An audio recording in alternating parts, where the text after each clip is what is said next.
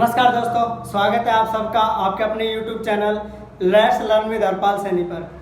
आज हम शिक्षा विभाग के अंदर आयोजित होने वाली एक बहुत ही महत्वपूर्ण वैकेंसी RPSC द्वारा आयोजित की जाने वाली सीनियर टीचर ग्रेड सेकंड के बारे में विस्तार से जानेंगे, क्योंकि राजस्थान के अंदर बहुत ही जल्दी यह वैकेंसी आने वाली है।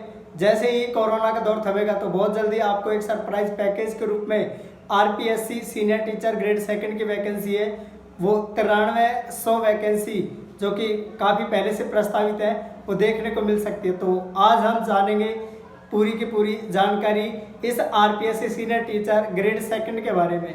तो देखिए, सबसे पहले देखिए आप सीनियर टीचर ग्रेड सेकंड, ये RPSC यानी कि राजस्थान पब्लिक सर्विस कमीशन द्वारा आयोजित की जाती है। और इसकी जो एलिजिबिलिटी है यानी कि योग्यता, तो वो योग्यता है ग्रेजुएशन, यानी कि आपने किसी भी फील्ड के अंदर जो आपकी ग्रेजुएशन है वो की हुई हो, स्नातक की जो डिग्री है वो की हुई हो। उसके अलावा आपको 2011 से पहले अगर आपने की है, 2013 से पहले अगर 2013 से पहले किया तो 1 वर्षीय आपकी बीएड डिग्री, या फिर उसके बाद की है तो 2 वर्षीय बीएड डिग्री, या फिर आप अंतिम वर्ष के विद्यार्थी हैं तो भी आप चले गए, यानी कि आपके बीएड फाइनल ईयर के अंदर परस्यूइंग है, उनको भी RPSC इस वैकेंसी के अंदर कंसिडर करता है ना। तो बीएड प्लस ग्रेजुएशन है ना, ये आपकी क्या है एलिजिबिलिटी है इस वैकेंसी के लिए। और जो आपकी सिलेक्शन प्रोसेस होती है वो मेरिट लिस्ट पर बेस्ड होती है, और वो रिटन एग्जाम होते हैं, 2 पेपर होते हैं जिनके बारे में हम बहुत डिटेल के अंदर जानने वाले हैं। पेपर 1 और पेपर 2 जो एक सब्जेक्ट का होता है, दूसरा GK का होता है ना। चलिए अब बात करते हैं थोड़ा सा सैलरी के रिगार्डिंग कि RPSC senior teacher grade second के अंदर जो सैलरी है उसका जो स्टेटस है वो क्या है। तो अबाउट सैलरी अगर हम बात करें तो इसका जो ग्रेड पे है वो 4200 ग्रेड पे की है ना के अंदर ये जो आपकी वैकेंसी है उसकी सैलरी आती है। और जो इसका पे बैंड होता है वो 9300 से और 34800 के बीच में होता है। और इसका जो लेवल है वो 11th लेवल है, 11वें लेवल की यह सैलरी है। इसके अलावा देखिए जो प्रोबेशन पीरियड होता है वो 2 वर्ष का होता है। आपको जैसे ही ज्वाइनिंग मिलेगी उसकी स्टार्टिंग डेट से 2 वर्ष तक आपका 2 वर्ष का प्रोबेशन पीरियड होगा है ना। और उस प्रोबेशन पीरियड के अंदर जो आपको सैलरी मिलेगी वो देखिए जो बेसिक सैलरी है वो 26,500 है, लेकिन उसमें से NPS न्यू पॉलिसी स्कीम के तहत 10% वो कटता है ना। और कट करके 10% 26,500 का 10% बढ़ते 2650, और 2650 को जब हम इसमें से घटा देते हैं तो ये बनता है 23,850, जो कि आपके अकाउंट के अंदर डिलीवर कर दिया जाता है, आपको पे कर दिया जाता है पर मंथ।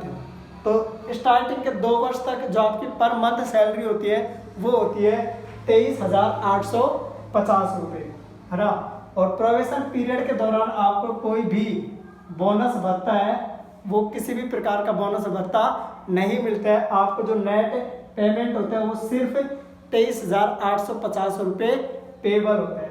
इसके अलावा देखिए जो सैलरी होती है ना प्रोबेशन पीरियड के बाद, जैसे ही आपका प्रोबेशन पीरियड यानी कि 2 इयर्स आपकी सर्विस हो जाती है इस शिक्षा विभाग के अंदर सिलेक्शन के बाद, जैसे ही आपको 2 ईयर कंप्लीट होते हैं है ना, जैसे ही आपके 2 ईयर कंप्लीट होते हैं तो 2 ईयर कंप्लीट होते ही जो आपका पेमेंट होता है वो देखो जो आपकी है ना नेट सैलरी बनती है, नेट सैलरी। तो नेट सैलरी है ना वो बनती है कैसे, एक तो होता है बेसिक सैलरी है ना, बेसिक सैलरी, और बेसिक सैलरी के अंदर जब जोड़ दिया जाता है DA डेली अलावेंस जो कि महंगाई भत्ते वगैरह है, और इसके अलावा HRA है ना। तो देखो बेसिक सैलरी जो आपकी 2 वर्ष के बाद होती है वो होती है 37,800 पर मंथ है ना। और जो आपका डेली अलावेंस है वो फिक्स्ड है, जो आपको डेली अलावेंस मिलेगा वो इस वैकेंसी के अंदर मिलेगा 17% डेली अलावेंस DA आपको मिलता है। और HRA यानी कि होम अलावेंस क्या होता है बच्चों, होम अलावेंस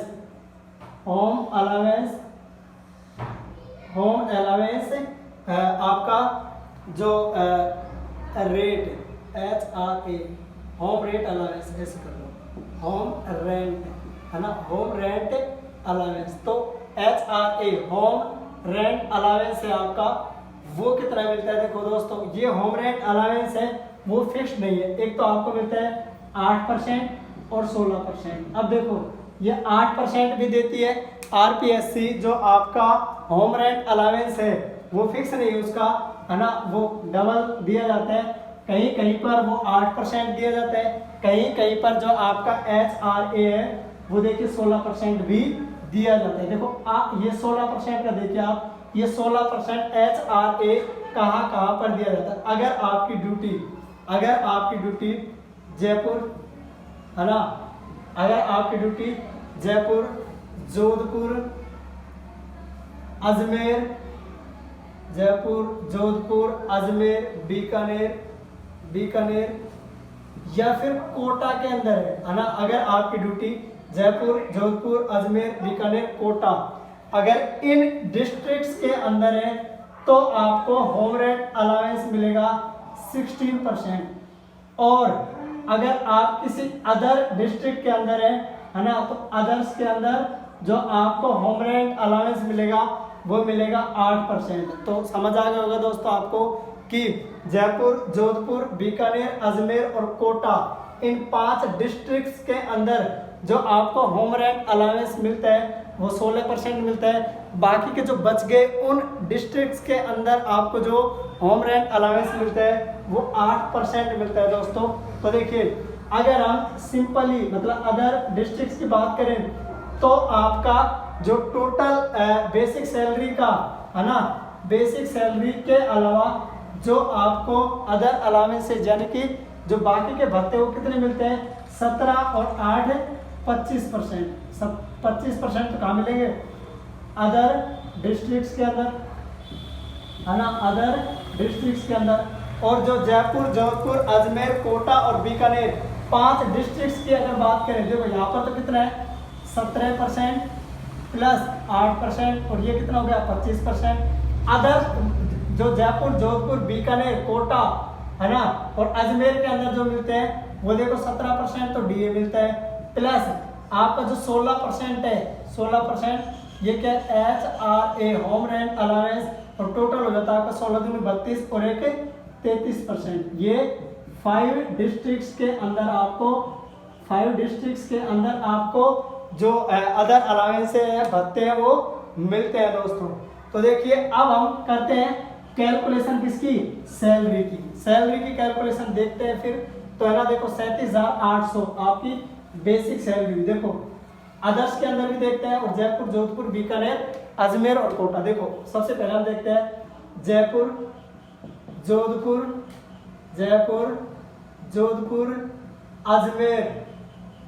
अजमेर, कोटा, बीकानेर, है ना, बीकानेर। इन 5 डिस्ट्रिक्ट्स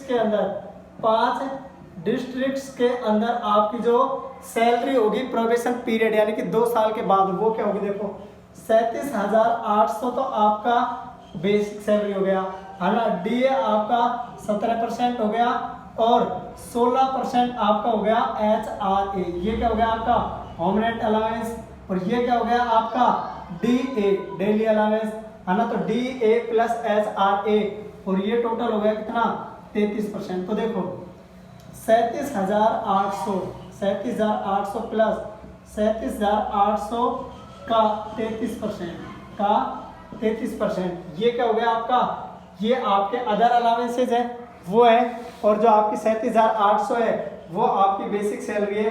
तो जो आपको टोटल जो मिलते हैं वो मिलते हैं, देखो 12,474। ये जो बनेगा ना इसकी कैलकुलेशन करेंगे हम, तो 12,474 ये और प्लस 37,800 ये। तो देखो 12,474, तो ये 4 7 12 हंसला 1 8 और 2 10 और ये 4 और 1 5, 50,274 कितना बनता है?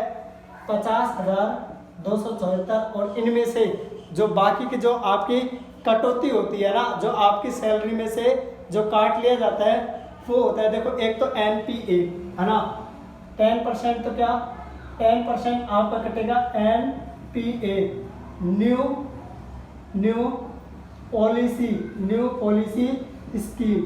तो न्यू पॉलिसी स्कीम है, उसके तहत आपका जो 10% है वो काट लिया जाएगा। तो इसका 10% कितना होता है? 5,027 रुपये। इसके अलावा 1200 रुपये आपका स्टेट इंश्योरेंस SI यानी कि स्टेट इंश्योरेंस है, उसके रुपए काट लिए जाते हैं। कितने? 1,000 से लेकर के और 1200 रुपये तक, यानी कि टोटल आपके लगभग है ना 6,000 के अप्रोक्स, है ना 6,000 अप्रोक्स आपके क्या होती है? कटौती होती है ना उस टोटल सैलरी में से, यानी कि 52,274 में से लगभग आप 6,000 काट दें तो 44,274 के अप्रोक्स आपकी सैलरी होती है। ये कब होती है? फर्स्ट ईयर, मतलब 2 साल का प्रोविजन पीरियड पूरा होने के बाद आपकी जो सैलरी बनती है वो बनती है 44,274, यानी कि लगभग 44,000 रुपये, है ना। अब देखते हैं बाकी के जो डिस्ट्रिक्ट्स हैं, इन 5 डिस्ट्रिक्ट्स को, जहाँ पर HRA कितना है आपका 16% है ना, 16% HRA। अदर्स के अंदर देखिए, अदर डिस्ट्रिक्ट्स के अंदर जो आपकी बेसिक सैलरी होगी, क्या होगी? Basic salary. तो बेसिक सैलरी तो आपकी उतनी होगी, कितनी? 37,800 रुपये प्लस आपका जो DA है, क्या? DA जो डेली अलाउंस है वो कितना होगा दोस्तों? ये DA होगा आपका 17%, और जो HRA क्या था? होम रेंट अलाउंस, वो आपका कितना होगा? यहाँ पर 8%, कितना होगा? 8%, तो 17 और 8 25%, यानी कि आपको जो अलग से भत्ते होंगे वो सैलरी का 25% और मिलेगा। तो देखो आपकी जो सैलरी है उसका 25% और उसमें अगर ऐड कर दें तो देखो आपका 37,800 का जो 25% है वो बनता है आपका 9,450। कितना? ये 25% है, ये बनता है 9,450, यानी कि 37,800 में आप 9,450 और ऐड कर दो तो ये बन जाता है 5, 12, 8 और 8, 16 और 1, 17, 1, 4, यानी कि 47,250। कितना? 47,250। और बाकी अब देखो 10% आपका कटेगा क्या? NPS यानी कि न्यू पॉलिसी स्कीम, उसका कटेगा 10%, और 1,000 से लेकर के 1,200 रुपये आपका SI यानी कि स्टेट इंश्योरेंस है, वो तो सेम ही कटेगा, है ना। तो 1,000-1,200 यानी कि लगभग अगर 6,000 इसमें से काट दे तो लगभग 41,250 रुपये अप्रोक्स आपकी जो सैलरी है वो आपको अकाउंट के अंदर पे होगी, है ना। जो आपकी जो सैलरी होगी वो कितनी होगी? लगभग 41,250 रुपये, जैसे आपका प्रोबेशन पीरियड खत्म होता है। अब इसके अलावा देखो आपने जो सैलरी देखी वो इधर 41,250 और इधर देखो ये 41,000 करीब है ना, और उधर आपका 44,000 के लगभग है ना। तो देखो अब ये तो हुए आपकी फर्स्ट ईयर की सैलरी प्रोबेशन पीरियड खत्म होने के बाद। अब जैसे ही प्रोबेशन पीरियड खत्म हुआ और उसके बाद जो फर्स्ट ईयर की सैलरी होगी आपकी, अब देखो मैं अदर स्टेट्स की बात कर लेता हूँ, तो है ना 41,250 है ना, 41,250, ये 41,250 जो आपको पे हो रहा था कब? ये फर्स्ट ईयर है ना, 1 साल तक। कब? आफ्टर प्रोबेशन है ना, आफ्टर प्रोबेशन। जैसे आपका प्रोबेशन पीरियड खत्म हुआ तो पहले साल जो आपको सैलरी मिल रही है वो 41,250 मिल रही है, लेकिन जो आपकी सेकंड ईयर के अंदर जो सैलरी होगी है ना, सेकंड ईयर के अंदर जो सैलरी होगी वो कितनी होगी आपकी? देखो जो 38,950, ये क्या हो गया आपकी बेसिक सैलरी, यानी कि देखो 37,850 आपकी बेसिक सैलरी थी है ना फर्स्ट ईयर में। सेकंड ईयर में आपकी कितनी होगी? 38,950, यानी कि जो आपकी बेसिक सैलरी है क्या है दोस्तों? Basic salary. तो बेसिक सैलरी के अंदर प्लस 3% हो जाता है। बेसिक सैलरी के अंदर हर साल 3% का इंक्रीमेंट है वो लग जाता है दोस्तों। तो ये हुआ आपका about salary eligibility of second grade teacher vacancy. अब हम अगले वीडियो के अंदर जो चर्चा करेंगे वो करेंगे आपका एग्जाम पैटर्न की। किसकी करेंगे? Exam pattern. एग्जाम के अंदर जो आपका पैटर्न है वो कैसा रहता है, कौन कौन से पेपर होते हैं, उनके बारे में हम अगले वीडियो के अंदर विस्तार से चर्चा करेंगे दोस्तों।